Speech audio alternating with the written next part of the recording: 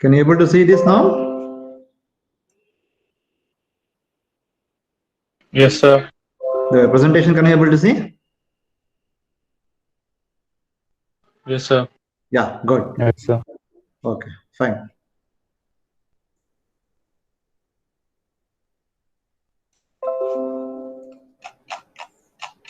Okay, right. Now, if you could able to see the presentation, we'll just go ahead with this.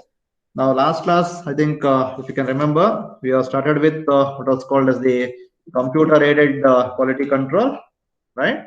Now, this from here we have started. Now, it's clear now? The screen is clear?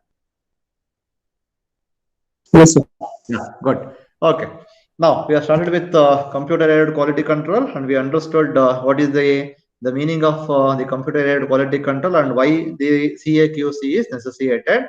And we understood the differences between the inspection and also the testing. And as I already mentioned, inspection is for the individual component, and testing is going to happen for the whole of the work part. Okay, the whole of the system, right? And then we have discussed about computer-aided inspection and computer-aided testing, right? And the objective of CAQC and the advantages of CAQC we have discussed. Okay. Then from inspection procedure, okay, I'm just going fast because we have done this already. So inspection procedure, so presentation of the part, examination of the part, and decision, and then the action. Then we have understood about the inspection accuracy. So please understand this. This is very important. So when you are going to carry out the inspection, there might be a possibility of two different problems which are going to come, called as the type 1 error and that is the type 2 error. So type 1 error is nothing but what? Type 1 error is nothing but the product was good, but the inspector is going to reject the product because the product was good, it was supposed to be accepted, but the inspector rejects it. So that is called as a type 1 error, which is a producer's risk. The other contrary is the product was defective, but the inspector is going to accept that product. Okay, so the product which was supposed to be rejected has been accepted. Okay, that is called the type 2 error, right? Then we understood about the automated inspection, right? Then the types of inspection, the contact and the non-contact inspection. Then under contact inspection, I think if you are aware, we have started with what is called as the coordinate measuring machine. Okay, so it is called as the CMM. So to tell about this, basically the CMM is nothing but the coordinate metrology, wherein we are going to use an electromechanical system to perform the function of the measurement. Okay, now this is the thing what we have discussed. So as I had mentioned, so we have two things which is called as a mechanical structure. So you have a mechanical structure. Now the mechanical structure is the one which gives the motion to the probe. So there is something called as a probe which is going to be present. The probe movement is going to be handled by the mechanical structure, and we have a computer system which is going to be connected to it. As and when the probe touches the work part, the computer system will record the X, Y, and Z coordinate of that particular point. So that was the CMM all about. Then some video we have just observed. So as I told, so we have two different things. One is the probe head. Okay, one is the probe head, and other one is the mechanical structure. Okay, and then we also have a drive system. Drive system is nothing but the actuator for the purpose of the movement, and obviously you should have a digital computer system with application software for the measurement purpose. Okay, right. I think this also we have discussed about the contact probe. So we will be having a single tip probe or a multiple trip. Then in single tip probes, or in case of any probe, the probe end, okay, is going to be of a ruby ball. Basically, the ruby ball is going to be there, which is a piezoelectric material. Okay, when you have a piezoelectric material, what's going to happen is, now the piezoelectric material, because of the inherent characteristics of the piezoelectric material, whenever the ruby ball is going to touch the surface, whenever the ruby ball is going to touch the work surface, so basically what is going to happen is the recording of that particular coordinate is going to start to happen. Okay, so that is the requirement of what is called as the ruby ball all about. Okay, now this ruby ball is going to serve that particular purpose. Okay, in order to make more number of measurement, we have what are called as the ruby balls which are going to be present. Okay, which are at the three different points, which are at the three different points. Okay, so this is about something called as the contact probe configurations, right? So get along with this. So we have what are called as the next one, which is a CMM mechanical structure. So this is very important. So please make a note clearly. So we have what is called as the CMM mechanical structure, which is going to be present. And in the case of CMM mechanical structure, so there are totally 6 different types of the mechanical structures which are going to be present. Okay, when we have 6 different types of mechanical structure, so we call it as cantilever, moving bridge, fixed bridge, horizontal arm, gantry, and column. So these are the 6 different types of mechanical structure. Okay, so one by one we'll try to understand. Okay, right. Now, if you just go with the cantilever, okay, now the first one is called as the cantilever yeah, the cantilever structure. Now, in case of your cantilever structure, the probe is attached. Okay, now if you can observe, so this is what is called as the probe. The probe, this is the probe. The probe is attached to a vertical quill. So this one, what is that I am showing is called as can you able to see the marker now? Right? Can you see the laser pointer? Yes, sir. Yeah. Okay, good. Now we have what is called as this, which is a vertical quill. To the vertical quill, there is something called as a probe which has been attached. Now this vertical quill will move in Z direction. Okay, so this vertical quill can move in up movement and also the down movement. So this is the vertical movement. Okay. Now the quill can also move along the length of the arm. Okay, now this is what is called as the arm. Please observe, this is called as the arm. The quill can move across the length of the arm so that you can able to get what is called as the Y movement. Okay, now Z movement is what? Z movement is up and down movement of the vertical quill.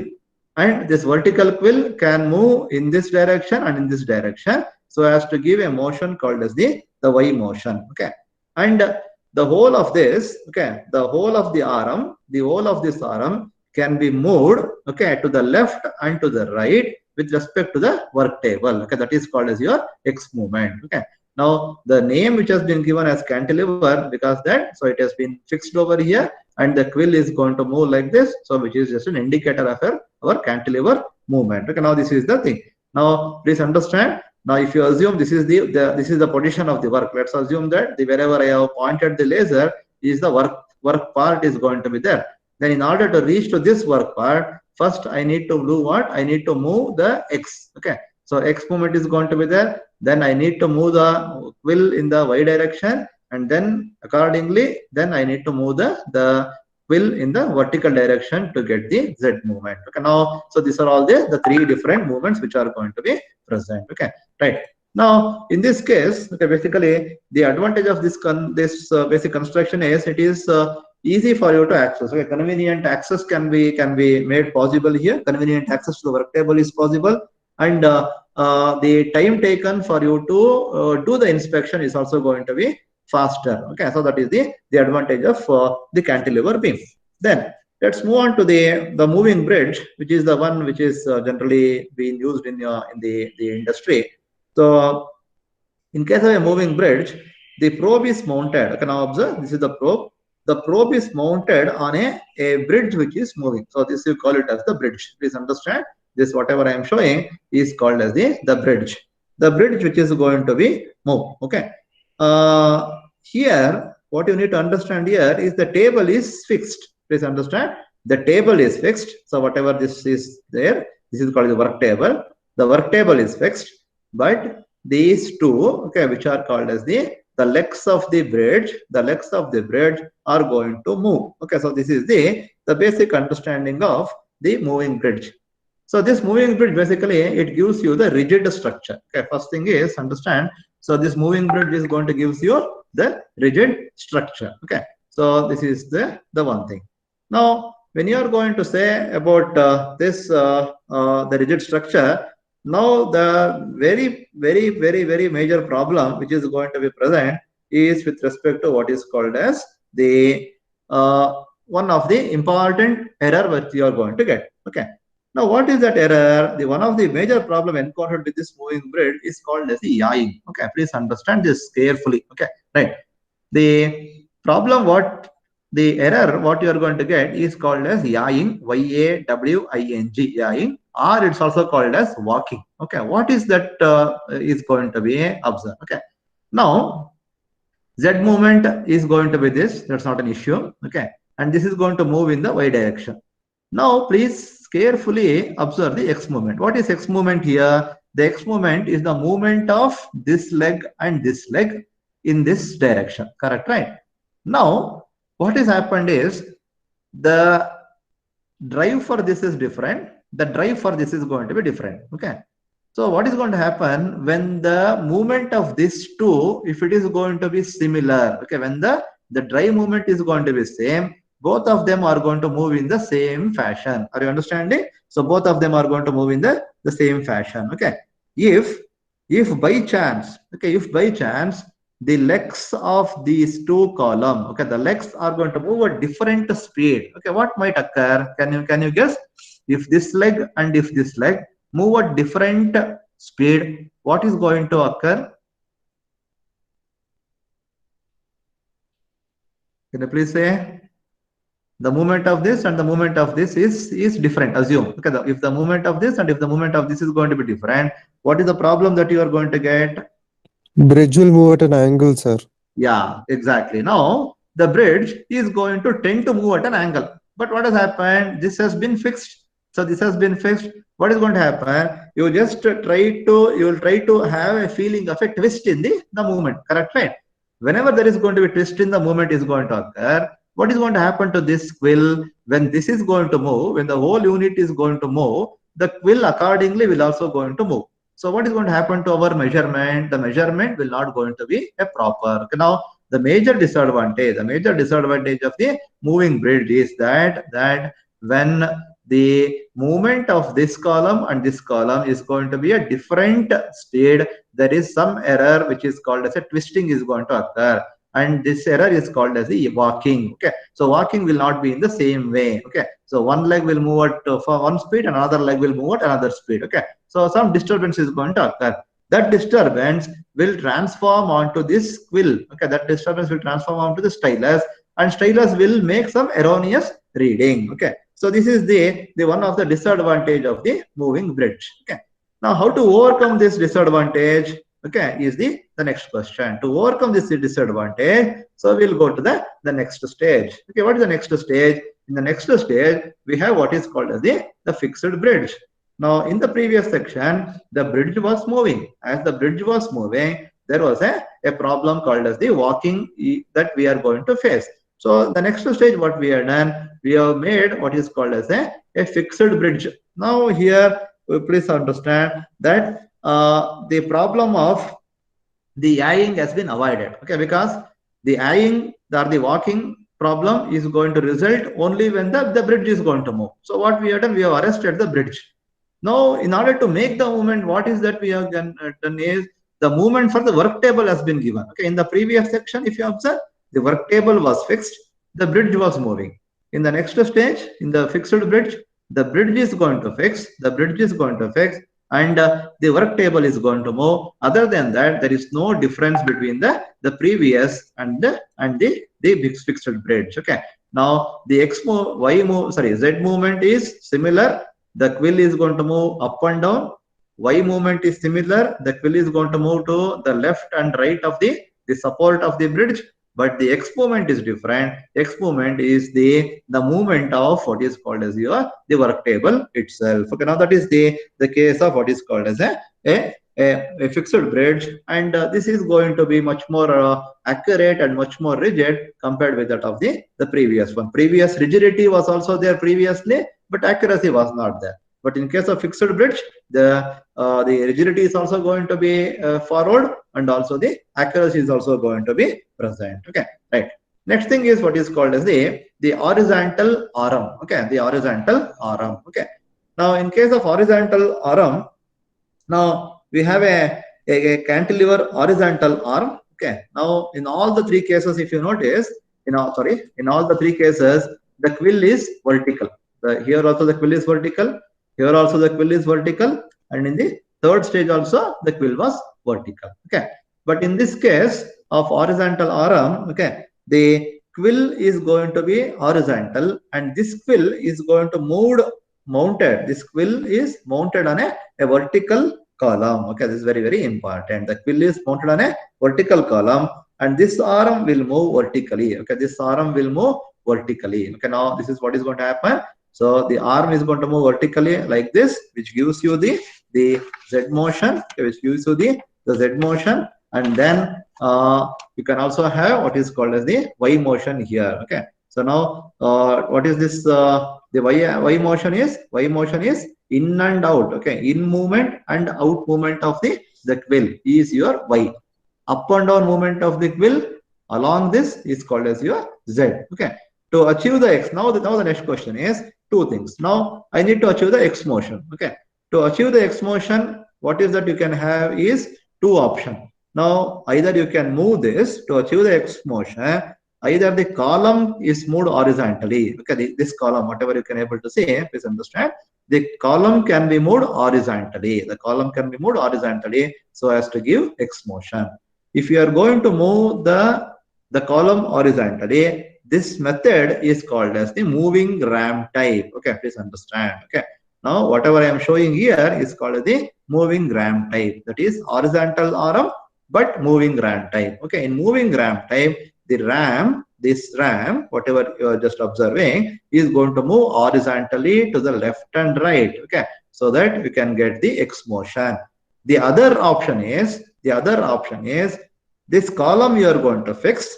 This column you are going to fix, but you will make the work table to move. You will make the work table to move. In that case, it is called as a moving table type. Okay, that's all. Okay, now in both the cases, it is horizontal arm only. In horizontal arm, if the column is going to move, it is called as moving ram type. Okay, and in the second case, this you are going to fix, and this work table is going to be moved past left and right. That is called as a moving table type. Okay, so that is a case of your horizontal arm design. Okay, right. So these are the four cases. Next one is called as the gantry. Okay, now if you observe, the gantry is the one, okay, which is used for very large work parts. Okay, now if at all if you want to inspect a very large work parts, okay, you are going to use what is called as a gantry CMM. Okay, now this construction is generally, okay, this gantry construction generally intended for inspecting very large objects. Okay, very large objects. Now the probe quill, okay, the probe quill, okay, is going to move. Okay, the probe quill is going to move relatively. Okay, the probe quill is going to move relatively up and down across this bridge. Okay, whatever you are going to call, this is the bridge.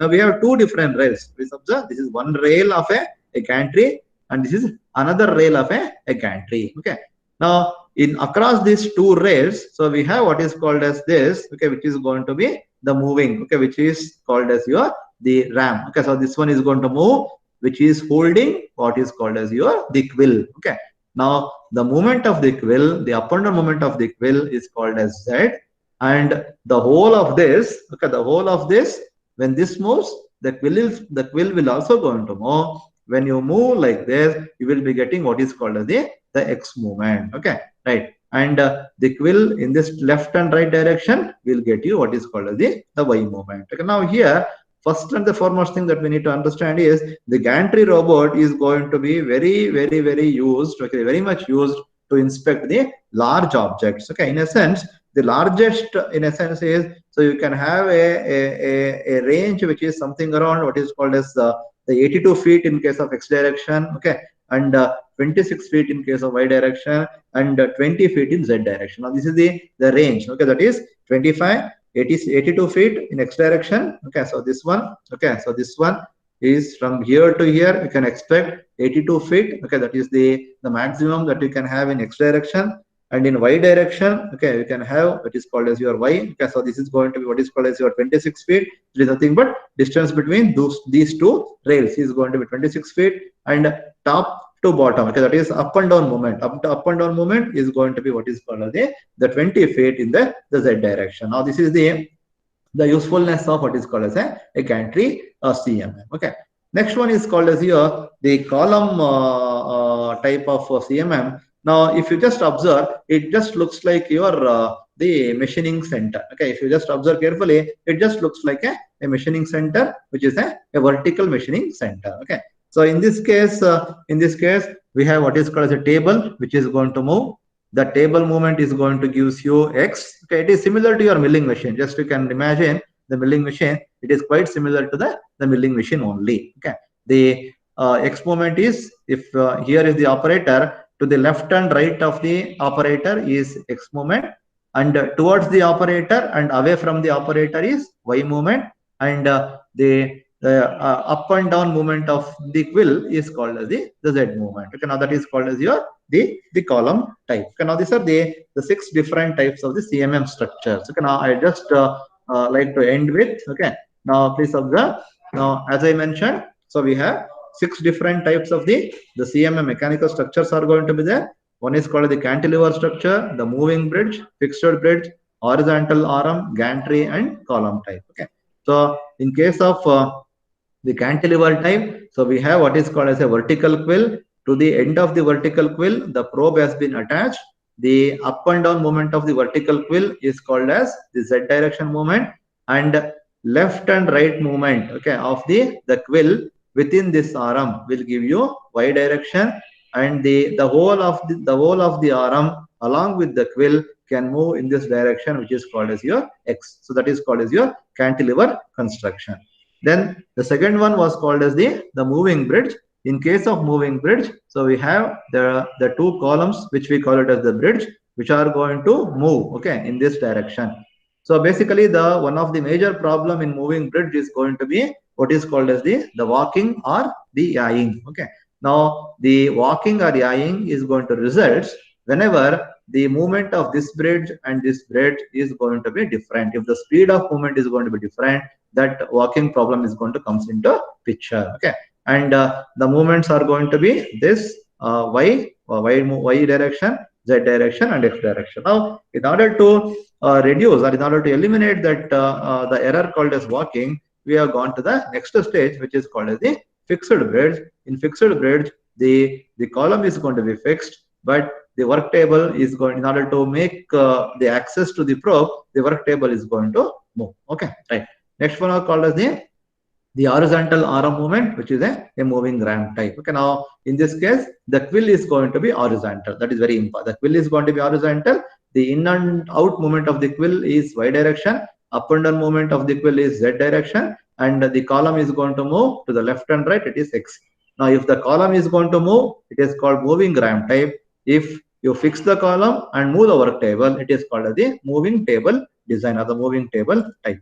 Right. Next one, for the heavy objects, we use what are called is for the gantry, and this is the one which looks like the machine tool. Okay, now general machine tool. Now these are the 6 different mechanical structures which are going to be present. Okay, right.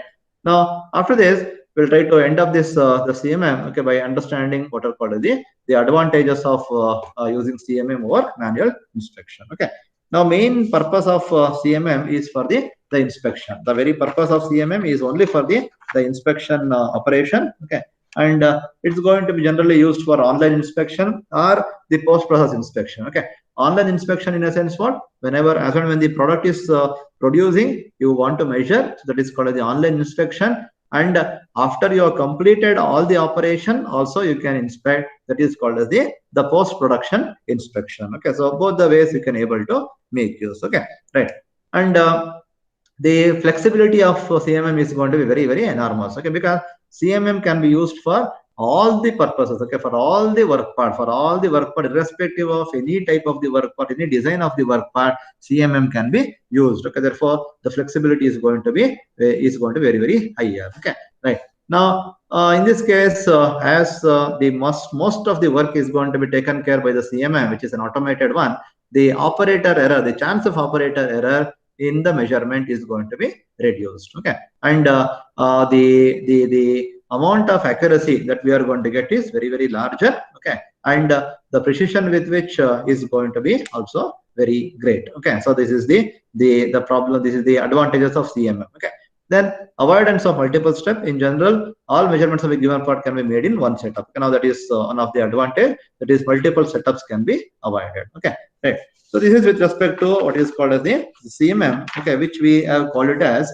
the contact inspection method. Okay, so in the previous section we have discussed what is called as a contact inspection technique and what is called as the non-contact inspection technique. Now, in case of contact and non-contact inspection technique, in contact inspection technique, the probe will come in contact with that of the work part. But in case of non-contact inspection, so what we observed is there is no possibility of the probe in making the contact. Okay, so there will not be a contact. Okay, so that is the thing. Now we'll take up one more, the second computer-aided quality control, which is called as the machine vision. Okay. So please understand carefully. Okay, we'll just go with what is called as a machine vision. Now, in case of machine vision, okay, so basically this machine vision is also called as the computer vision. First thing, okay. So machine vision is also called as the computer vision. Okay. Now, how are you going to take the information is important. Okay. Now, in case of machine vision is defined as machine vision is defined as acquisition of image data followed by the processing and interpretation of these data by computer for some useful application. Okay. Now this is very, very important. What is that you are going to do? There are 3 steps which are going to be present. Very simple. Okay. The definition itself says 3 steps. It is defined as acquisition of image data. Okay. You need to acquire the image data. You need to acquire the object. In order to acquire the image, so obviously you should have a high resolution camera. Therefore, the vision is going to be given through what? Vision is going to be given through a high-end camera. Okay, now we are going to use a camera in order to capture the image of the object that we want to inspect. Okay, very important. Okay, now the main objective here is to inspect the work parts. Okay, therefore inspecting the work part is important. As such, we are going to use the high resolution camera in order to take the image of that. So you acquired the image now. Okay, the acquisition of the image has been occurred. Then after acquisition of the image, what is that you are going to do is processing of the image you are going to make. Okay, you need to process the image. Okay, because when you take the image, it may not be required for you to process all the data points that you gather. It is required for you to select only the few data points or the image data or few pixels you need to take. Okay, therefore, what is that you do? You are going to do the processing operation. Okay, once you have done the processing, now you have got the required information. Then next is understanding that. It is the interpretation. Okay, how are you going to? What is that you are going to understand from the acquired image? Okay, that is called the interpretation. Okay, now these 3. First, in the first one, acquisition you have done, then you have done the processing, and then you have gone with interpretation of these data by computer for some useful application. Okay, as I mentioned, it's also called as a computer vision. So it is either 2-dimensional or 3-dimensional vision systems are going to be there. So as you know, 2D is 2-dimensional image, adequate for many applications, inspecting the flat surfaces, presence or absence of components. Okay, and most likely we will go with what is called as the 3D inspection, because in 3D inspection there is a possibility of getting a larger amount of data, which also respect to the height-wise data can also be get in a 3D case. Now just observe carefully. Okay, right. Now this is the operation of a machine vision system. Okay, the operation of a machine vision system is categorized under 3 headings. One is image acquisition and digitization. The first one is image acquisition and digitization. Second one is image processing and analysis. Third one is interpretation. Okay, now you can observe carefully what is that you are carrying out. Okay, now let's take a first case. In the first case, so this is the application. Okay, assume the application is what? There is a conveyor. On the conveyor, the parts are moving. Okay, simple. Okay, on the conveyor, the parts are moving. Now I need to measure the dimensions of the part. Okay, I need to measure the dimensions of the part, or I need to know whether there is going to be a presence of the part or absence of the part. Now for that, I am going with my machine vision or the computer vision. In the first case of image acquisition and digitization, so basically this image acquisition and digitization is going to be accomplished using a video camera. Okay, using a video camera. That is very, very important. Okay, now without an high resolution camera, nothing can be acquired. Okay, so the high resolution camera is a main source for acquiring the data. In order to have a better capture of the data, so as you know, a light source is going to be provided. So with the different way of the different light source, you can have a combination of light source, so that the image whatever you are going to acquire is going to be better, and you will get a clarity of the image that you are going to be done. Okay, right. And a digitizing system, image acquisition is done. Then second one is called as the digitization. Okay, now the image acquisition and digitization is accomplished, as I told, using a video camera, and digitizing system, okay, is going to be there to store the data. Okay, now digitization is going to be required for the purpose of storing the data in order to send it for the next step of operation, which is the processing and analysis. Okay, right. Now the camera, what is that you are going to do is, the camera is focused on the subject of interest. Okay, the camera is focused on the subject of interest. Subject of interest being what are called as the work parts. Okay. Now, and an image is, the image is obtained by dividing the viewing area into a matrix of discrete picture elements. Okay. Now, the image we are going to obtain by dividing the viewing area into a small picture elements. Okay, you know very clearly those picture elements are going to be called as what? Are going to be called as the pixels. Okay, so picture elements are going to be taken, that is called the pixels, in which case each element, okay, each element of the pixel has a value which is proportional to the light intensity of that portion of the scene. Okay, means to say, please understand this carefully.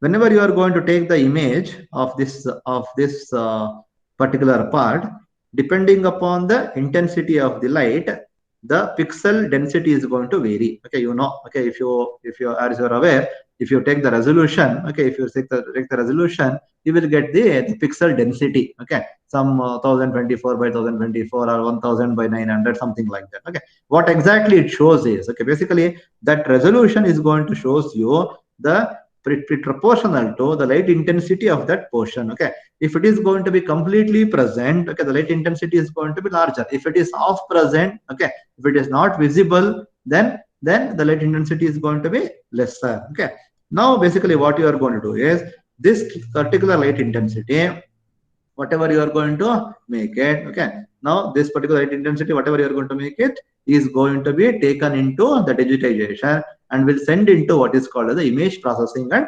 analysis. Okay, in image processing and analysis, you are going to convert this into the analog to digital converter. The data, whatever you have stored here, whatever you have got here, is called as the analog data, and that analog data will be transferred to, okay, the image processing for the purpose of understanding or for the purpose of processing. Okay, now as you are going to use the computer can able to handle the digital data. Therefore, there is something called as a analog to digital converters we are going to use, so that the data has been transferred to the computer. Now we have got the data which is going to be there, and that data is going to be what? It is the data of the pixel density, and which is nothing but the light intensity at a particular pixel has been taken.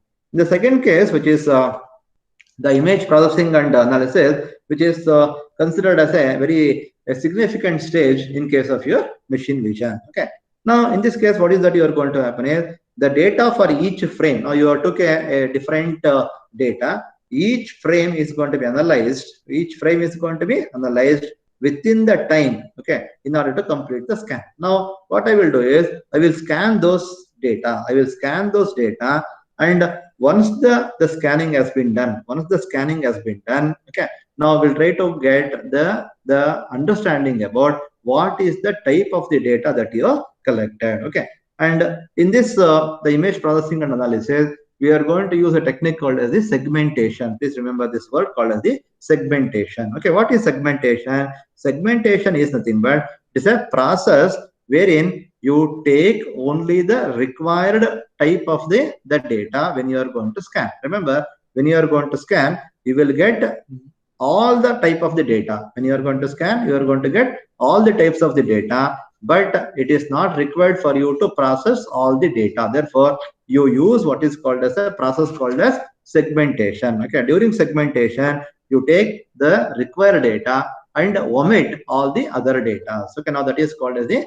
image processing and analysis. Okay, then once you are done with the image processing and analysis, then you are going to send it to the interpretation. Okay, now what is that you are going to interpret is, what is this that you have done? Okay, that is what is that you are going to interpret. Okay, So interpretation is nothing but a last stage wherein you are taking the decision. Okay. Based on the decision that you are going to take, you will also make the action. Okay. So decision and actions is what is that you are going to consider in case of the image interpretation. Okay. Right. Now, for any of the application, remember, for any of the application, the image must be interpreted based on the extracted features. Okay, now you have extracted the features. So based on the feature, you are going to analyze or you are going to interpret what is that feature is going to be. Okay. The method, general method that you are going to use is called as pattern recognition. Okay, remember this word. Okay, here I have used segmentation. Here I am using pattern recognition. Okay. So I am going to use what is called as a pattern recognition. What do you mean by pattern recognition? Okay, I am recognizing a pattern. Okay, please understand this carefully. Okay, now assume that here I want to recognize a washer. Okay, assume I want to recognize a washer, whether the washer is going to be present with certain dimensions. Now the original washer, okay, that is an actual washer, the pattern of that is already stored in my database. Okay, now when you are going to pick the image of the washer that you intend to check, now you have digitized it and you have processed and you are sending it for the interpretation. Then what is that I am going to do? I am going to check the pattern whatever I have got now from the previous section with the one which is available. Okay, already I am having an available pattern. Okay, so I am going to check whether this pattern, available pattern, okay, is going to match with the just received pattern from the previous section. If both of them are going to match, then you take the decision like that whatever you have captured is called as a washer of a particular dimension. Okay, then that is the method with which you are going to make use. Okay, the other methods are going, other than pattern recognition, you can also make use of other methods like what is called as the object recognition, or you can also call as template matching. Okay, that is also called as a word called as template matching is what we are going to use it. Okay, now these are the three different the operations of a machine vision system. Okay, so I just repeat. So in case of machine vision system, which is a non-contact method, okay, which is a non-contact method of the automated inspection. So wherein there will no contact between the work part with the sensor. Now in this case, we are going to use what is called as the image acquisition and digitization. For that, I am going to use the camera. The camera is going to take the data. Okay, it's going to capture or is going to acquire the data. It converts the pixel. Okay, it scans it takes the pixel density, and when you have a pixel, you will have a light intensity which is going to be deferred. So that is going to be present in digitization. Then based on the segmentation procedure, I will use the segmentation procedure and I will process the image and I am going to send it for the interpretation. In the interpretation, I will have a standard image of that object which has already been taken and stored, and I am going to compare this pattern, okay, with the image. Okay, so that process is called as the pattern recognition. Okay, by using pattern recognition technique or the template matching technique, I am going to take the decision and action is going to be based on that. Okay, now this is about what is called as a machine vision system. Okay, then the applications of machine vision, okay, is what is called as dimensional measurement. Obviously, okay, I can main purpose is for inspection. Dimensional measurements I can be able to make. Dimensional gauging, simple differences in measurement you are going to measure, and in case of gauging you are only going to test whether it is accepted or not. Okay, then verify presence or absence of components in an assembly. Okay, maybe if you can understand, in a printed circuit board, there might be an innumerable number of resistors, capacitors, transistors are going to be present. In order to verify whether there is a presence or absence of the object, I will use this machine vision. Okay, verify hole location and number of holes, detection of loss in printed labels. Okay, right. And then next is second one is called the identification. Second set of applications identification, that is for the part sorting and counting. Okay, now in identification, what is that I am going to do is I am going to count the number of parts on the conveyor, and I can able to sort. Okay, like A, B, C, something like that. Okay, and then I can have a visual guidance and control. The camera, whatever I am going to have, is going to be placed. Okay, this is just the setup. This setup, whatever I have showed, can be placed onto the arc welding. Okay, so if I am going to place it onto the arc welding, now as and when the arc welding is going to occur, I can guide. Okay, now just observe visual guidance and control. Okay, means visual guidance and control means now it is going to seam tracking. Observe seam tracking in continuous arc welding. That means to say, you fix this vision, okay, computer vision or the machine vision equipment into your welding equipment, arc welding equipment. As and when the arc welding is going to occur, the camera is going to pass through. The camera is going to pass through the arc welding track, and it is going to understand whether the track is moving in the right position or not. Because these are the ways which we can able to use this machine vision applications. Okay, right.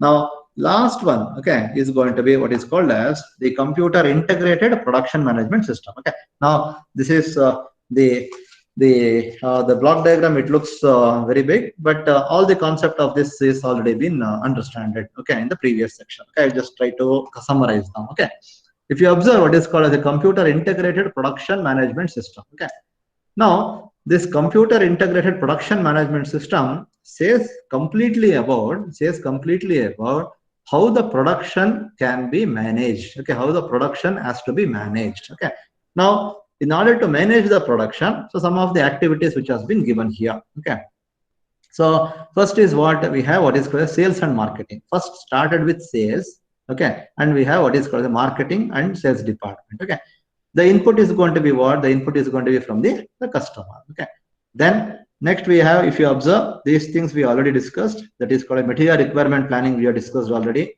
Okay, which is mainly deals with the material requirement. Then capacity planning we have discussed. Capacity planning is nothing but understanding what is the requirement of the people and requirement of the machines. And then shop floor control is to check whether the processing is happening in the right direction. Then inventory management is to check whether the raw material is present in the factory. Okay, now you know already that for the material requirement planning, master schedule is the source. Okay, for the master scheduling, that is nothing but your production planning. That is nothing but your the process planning. Okay, what you need to understand here is, so first is salesperson. Okay, then or a marketing, let's say a marketing person. He has gone with the understanding of the possible marketing capability of the product, and I am forecasted that this is what is the number that I need to produce. Then for that number, I am going to plan the sequence of operation. Then master schedule says how many products to be produced. Once master production schedule says how many products to be produced, then you are going to procure the raw material. When you are going to procure the raw material, what is that you are going to use? You are going to purchase the raw material. Either the company might purchase the raw material directly, or it may use the suppliers, outside suppliers, for the purpose of sending the material. Okay, now where all this will be coming to where the shop floor. Okay, in the shop floor, the production activity is going to take place, and the production assembly has occurred, and the quality control has been taken place. Okay, and once the quality has been done, once the quality aspect has been already done, then it goes to where your what is called as the quality has been done. It comes back to the assembly, and from here it goes to your shipping and warehousing. Okay, so it has been shipped and it goes to your warehouse, and it finally reaches to the customer. And then again from the customer, you will get the information regarding the sales of that product and any of the problem faced. Okay, so means what is that I am trying to say here is, this list of activity is something related to the various different activities the production is going to follow. Okay, the computer integrated production management system is tell about these particular activities. Okay, right. So this is with respect to the chapter, okay, by name, what is called as the computer management system. Okay, now if you just go further, okay, with from the beginning. Okay, now this is what is that called as computerized manufacturing planning and control system. Well, before I just fastly brush through this within 10 minutes. Okay, I'll just show you the very important thing. Okay, now just observe. Just be with me. Okay, I'll just show you what something which is going to be the one which we have done already now. Okay, right Now, about just a minute.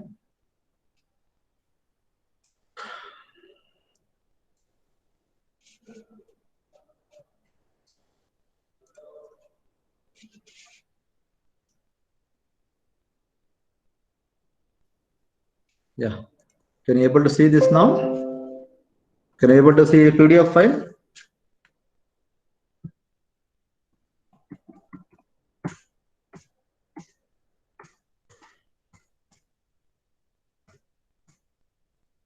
Okay. Can you able to see the PDF file? No, sir, only our desktop screen. That's all. One second.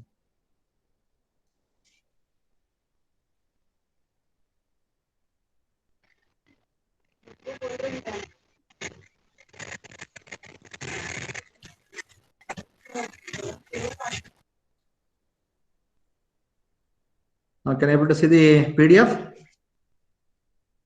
Yes, sir. Huh? Yes, sir. Yes. Okay. Right.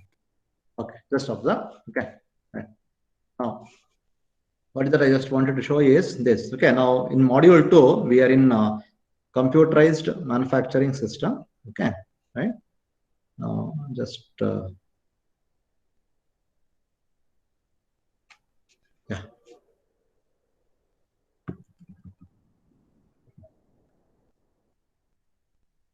Okay. I'm able to see the last one. Okay. Please observe this. Okay. So this is what is that I am showing to you. Okay. Right. Now, this is a chapter. What is that we are done now? Computerized manufacturing, planning, and manufacture planning and control system. So just remember this, and I'll just tell you what is that we are done.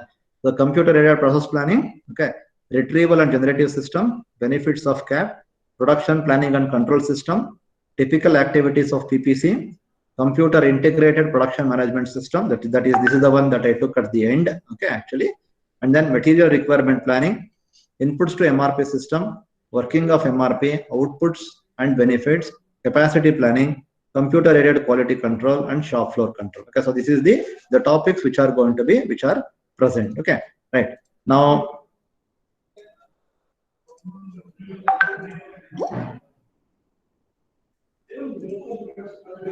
if you observe, if you just come back to the presentation, okay, can you able to see the presentation now?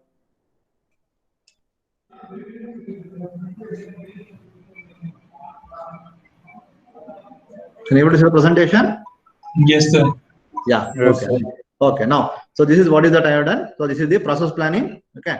Now, process planning we have explained about what is the meaning of process planning. Then I'll just brush through what is that I have done. Okay. So that to make sure that everything which is there in the syllabus has been completed. Okay. Then definition of process planning. Then very important is CAPP.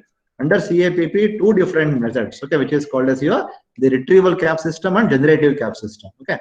Now, retrieval is also called as the variant method. Okay, so a block diagram, okay, which has been shown something like this is very important. Okay, right. And after this retrieval method, which is called as the variant, we have second one called as the generative type cap system. Okay, this is a generative type cap system. Okay, right. Then the benefits of cap we have discussed. Then next is the production planning and control, that is called as PPC. Okay, so this is PPC.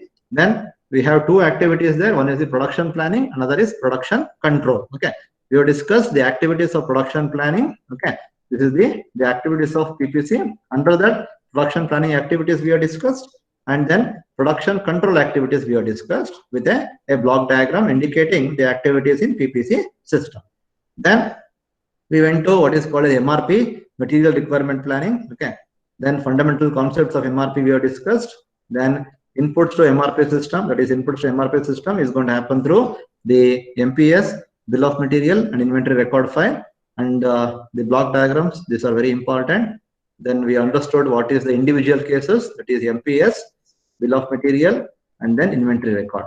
Then working of the MRP, and then MRP output reports, MRP benefits. Okay. Then we understood about the capacity planning. Okay, and two types of capacity planning. One is called as RCCP, another is called as CRP. Okay, then short-term capacity adjustments. Okay, and long-term capacity adjustments. Okay. Then shop floor control. So majorly it is with the activities of the shop floor. Three things are going to be there. order release, order scheduling, and order progress. Okay. So these are the things that we have discussed in detail. Okay. Then we went to CAQC, computer-aided quality control, and under that we have discussed what is called as the contact and non-contact. Okay, some of the objectives are also there. Okay. Under contact inspection, we have discussed the coordinate measuring machine. Okay, this one very important.